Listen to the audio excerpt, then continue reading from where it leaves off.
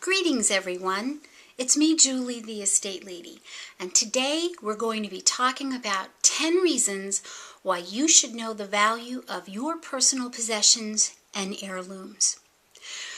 If you don't know, number one, if you don't know the values of your possessions and heirlooms, someone else will.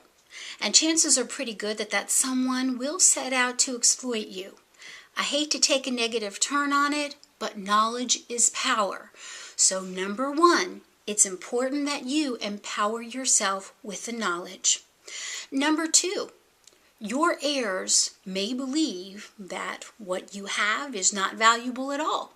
It's amazing how many calls I get during the course of a day that say, "Oh, mother just had some junk." And then I get in there and I uncover some treasures that do have significant value. But it can also go the other way. Sometimes I get phone calls from children who believe everything is valuable, when in reality, not much was. So it's important for them to understand the values so that they don't make any hasty decisions, throwing things away that they don't know have value, giving them away, or just sending them to friends and family and neighbors without knowing the values first. Number three, minimize fighting among your heirs. This is a big one, and we'll be doing a whole topic just on how to minimize fighting among your heirs. But a great way to do it is for you to take action, be proactive, and have some of your most special possessions evaluated today for a fair market value, so that when your time comes, your children or heirs or beneficiaries will have a clear understanding of those values. After all, if you state in your will or trust that you want things equitably distributed, how can that be if you don't have current fair market values? Number four, many of us are either not insured or underinsured. If something were to happen, like a fire or a flood, or God forbid, a robbery, you would have to know what things are worth in order to get reimbursed properly by the insurance company. Number five, some valuable items can be sold for cash. And let me explain this. Sometimes when I get in an estate situation, I see an awful lot of fighting between children, siblings, family members, in-laws. And the bottom line is, if children cannot agree or make an appropriate decision on who gets what to make it equitable, if that's what the will specified, then one tactic to minimize fighting is to simply sell that possession and split the proceeds.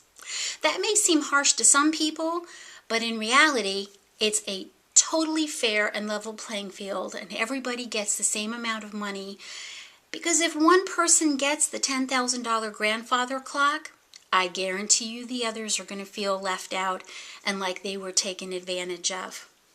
Number six, how can you equitably divide contents, either while you're living or after you've passed?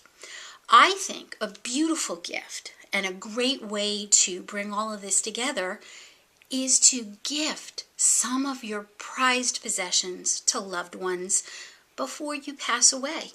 I'm reminded of a beautiful memory of my mother handing me a piece of jewelry just a few weeks before she died, and her death was unexpected. So every time I look at that piece of jewelry, I remember the moment she gave it to me, and you get to see the joy on the recipient's face as well. Number seven, you can leave your heirs a master list of some of the most valuable items in your home. Draw up this list, hire an objective third-party personal property appraiser, have a formal report written, and make sure that it is distributed to the executor. A new appraisal report really should be done every 3 to 5 years because the market is always fluctuating.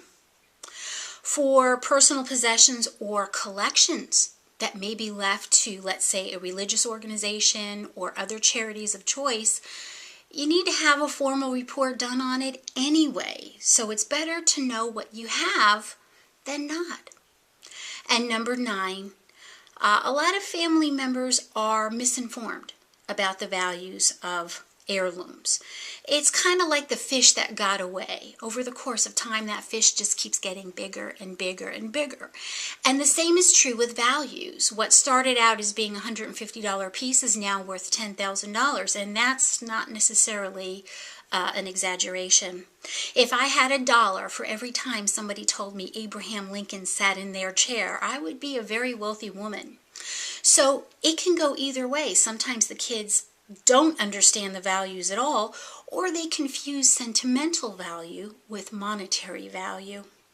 And number 10, a very important one, it is the executor's responsibility to understand the values of personal possessions so that he can distribute the estate, he or she can distribute the estate in the most appropriate method and in accordance with what is specified in the will and the trust. It is his or her responsibility to engage the assistance of a professional appraiser who is completely objective, third party, has no interest in the property, and can advise on numerous levels. I hope you enjoyed today's informative information, and I hope you have a great day. Bye-bye.